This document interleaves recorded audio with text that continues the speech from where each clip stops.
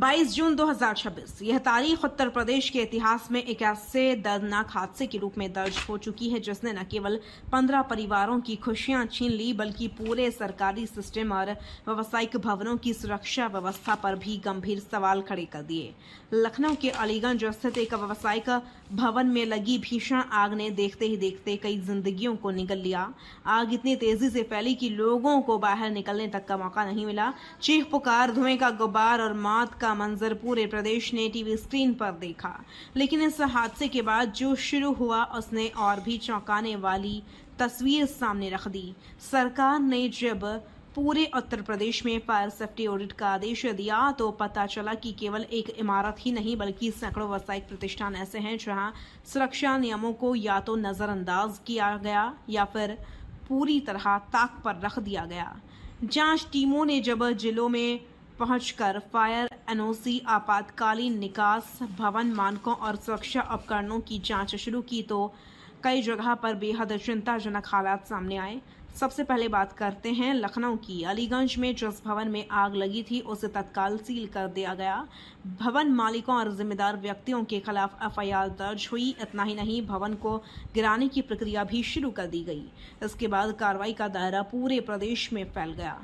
कानपुर के काकादेव क्षेत्र में बड़े पैमाने पर अभियान चलाया गया। यहाँ कोचिंग संस्थानों का घना नेटवर्क है और हजारों छात्र रोजाना इन भवनों में पढ़ाई करने आते हैं। जांच में कई संस्थानों में गंभीर कमियां मिली।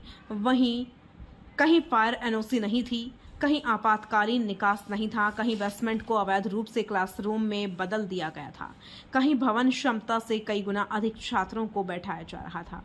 इन्हीं कारणों से दर्जनों संस्थानों पर कार्रवाई की गई। रिपोर्टों के अनुसार कानपुर में लगभग 30 कोचिंग संस्थानों पर सीलिंग की कार्रवाई हुई। कुछ चर्चित संस्थान भी जांच के दायरे में आ गए। इसके बाद बारी आई नोएडा और ग्रेटर नोएडा की। गौतम बुद्ध नगर प्रशासन ने संयुक्त अभियान चलाया। जिला प्रशासन, अग्निशमन विभाग, शिक्षा विभाग और पुलिस की टीमों ने विभिन्न कोचिंग संस्थानों का निरीक्षण किया।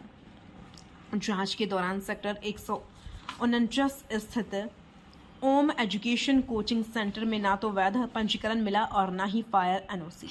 नतीजा, संस्थान को तत्काल प्रभाव से सील कर दिया गया। सेक्टर 49 स्थित बसु कोचिंग सेंटर में भी यही स्थिति सामने आई और उसे भी बंद कर दिया गया। कुछ अन्य संस्थानों को नोटिस जारी किए गए हैं। गाजियाबाद में स्थिति और भी गंभीर दिखाई दी। यहाँ प्रशासन ने coaching centre, play school, clinic, dispensary और अन्य व्यावसायिक प्रतिष्ठानों की जांच शुरू की।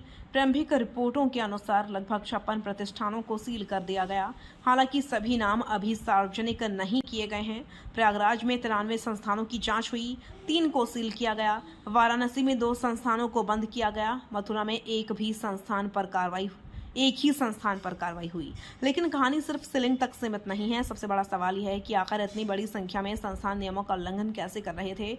विशेषज्ञों का कहना है कि कई भवन वर्षों से बिना सुरक्षा मानकों के संचालित हो रहे थे। फायर एक्सटिंग्विशर केवल दिखावे के लिए लगे थे। कई जगह पर वे एक्सपायर हो चुके थे। इमरजेंसी एग्जिट बंद थे। कुछ भवनों में अग्निशमन प्रणाली पूरी तरह निष्क्रिय थी। यानी अगर वहां आग लग जाती तो परिणाम अलीगंज से भी ज्यादा भयावह हो सकते थे।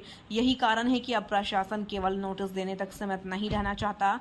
सरकार का स्पष्ट संदेश है कि जन सुरक्षा से कोई समझौता नहीं होगा। जो संस्थान नियमों का पालन नहीं करेंगे उनके खिलाफ सीलिंग, एफआईआर, लाइसेंस निरस्तीकरण और ध्वस्तीकरण जैसी कठोर कार्रवाई हो सकती है। अब सवाल यह है कि क्या यह अभियान कुछ दिनों का है या फिर अस्थायी बदलाव की शुरुआत, क्योंकि उत्तर प्रदेश में हजारों व्यावसायिक भवन, कोचिंग सेंटर, अस्पताल, होटल और मॉल संचालित हैं। यदि हर भवन का ईमानदारी से ऑडिट किया जाए तो संभव है कि आने वाले दिनों में और भी चौंकाने वाले खुलासे सामने आए। अलीगंज अग्निकांड ने एक कड़वा सच सामने ला दिया है। जब तक सुरक्षा नियम केवल कागजों पर रहेंगे तब तक हादसे किसी भी शहर, किसी भी इमारत और किसी भी परिवार के दरवाजे पर दस्तक दे सकते हैं। फिलहाल प्रशासन का अभियान जारी है, जांच जारी है और पूरे उत्तर प्रदेश की नजर अब इस बात पर टिकी है कि अगला नंबर किसका होगा। मुख्यमंत्री योगी आदित्यनाथ ने स्पष्ट निर्देश दिए हैं कि किसी भी कीमत पर सुरक्षा मानकों से समझौता नहीं किया जाएगा। जिन संस्थानों में गंभीर खामियां मिल रही हैं उनके खिलाफ सीलिंग, एफआईआर, लाइसेंस निरस्तीकरण, ध्वस्तीकरण जैसी कार्रवाई की जा सकती है, क्योंकि अभी भी कई जिलों में फायर सेफ्टी ऑडिट जारी है। सैकड़ों coaching centre, hospital, hotel, shopping complex और अन्य व्यावसायिक प्रतिष्ठान जांच के दायरे में हैं।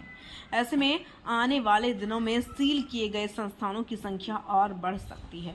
लखनऊ के अलीगंज अग्निकांड ने सिर्फ एक इमारत को नहीं जलाया बल्कि पूरे सिस्टम की कमजोरियों को उजागर कर दिया।